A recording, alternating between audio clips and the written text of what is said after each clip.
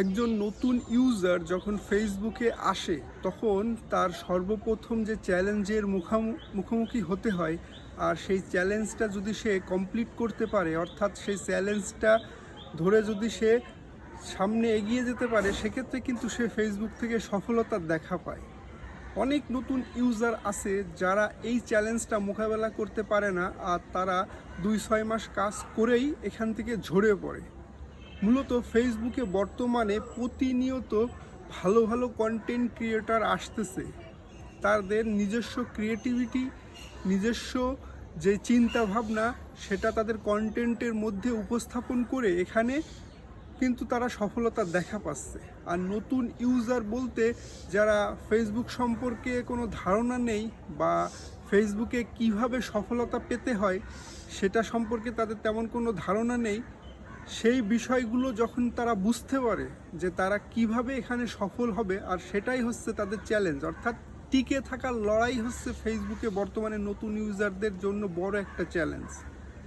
ফেসবুকে আসলেন, কয় মাস কাজ করলেন, আর আপনি যদি চলে যান সেক্ষেত্রে আপনি টিকতে পারলেন না, অর্থাৎ আপনার মধ্যে সেই জিনিসটা নেই যেটা ফেসবুক চাচ্ছে, ধৈর্য। কারণ বর্তমানে অনেক বড় বড় কন্টেন্ট ক্রিয়েটরদের সাথে আপনাকে প্রতিনিয়ত টক্কর দিতে হবে।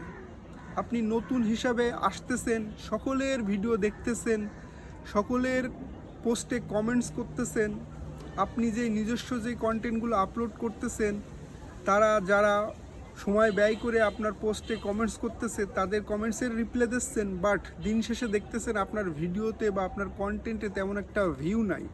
আপনি হতাশ হয়ে যাচ্ছেন। আপনি অনেক পরিশ্রম করে ভিডিও মেক করতেছেন, কন্টেন্ট তৈরি করতেছেন, বাট ভিউ যখন না হয় তখন কিন্তু আপনি হতাশ হয়ে যাচ্ছেন।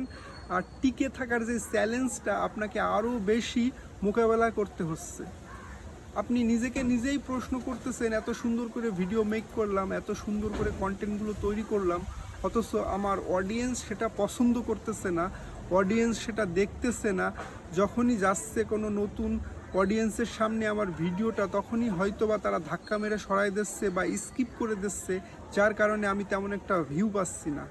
আর এটাই হচ্ছে ফেসবুকের মূল চ্যালেঞ্জ। আপনি যদি টিকে থাকতে পারেন, ভিডিওতে ভিউ হোক অথবা না হোক, হাই কোয়ালিটি কন্টেন্ট আপনাকে প্রতিনিয়ত তৈরি করতে হবে, নিজের ক্রিয়েটিভিটি দেখাতে হবে, আর শেষ পর্যন্ত টিকে থাকতে হবে। আপনি যদি এখানে টিকে থাকতে পারেন, আর এই টিকে থাকার মাধ্যমেই কিন্তু আপনি সফলতার দেখা পাবেন। বর্তমানে যারা কন্টেন্ট ক্রিয়েশন করতেছে, বড় বড় ইউজার বা বড় বড় কন্টেন্ট ক্রিয়েটর, তারাও কিন্তু সেম সিচুয়েশন মোকাবেলা করেই সামনে এগিয়ে গিয়েছে। আপনাকেও সেম সিচুয়েশন মোকাবেলা তো করতেই হবে, কিন্তু তাদের সময় যেই কন্টেন্ট ক্রিয়েটরগুলো ছিল হয়তো বা সংখ্যায় কম, তাদের থেকে এখন কয়েক গুণ কন্টেন্ট ক্রিয়েটরের আগমন ঘটেছে।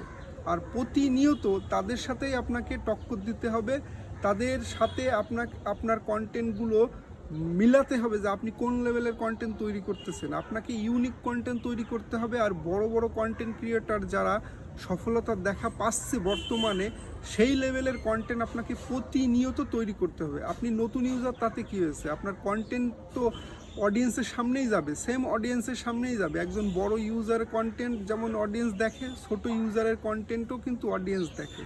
এখন নতুন ইউজার হন আর ছোট ইউজার হন সেটা বিষয় নয়, বিষয় হচ্ছে আপনার কন্টেন্ট বা ভিডিও যেটা মেক করবেন সেটা যেন টপ রেটেড যারা আছে কন্টেন্ট ক্রিয়েটর তাদের সাথে সেই লেভেলে থাকে, তাহলেই কিন্তু আপনি এখানে টিকে থাকতে পারবেন। তা না হলে দিন শেষে আপনাকে হতাশ হয়ে ফিরে যেতে হবে। সো আজকের ভিডিওটা এই পর্যন্তই। ধন্যবাদ সবাইকে।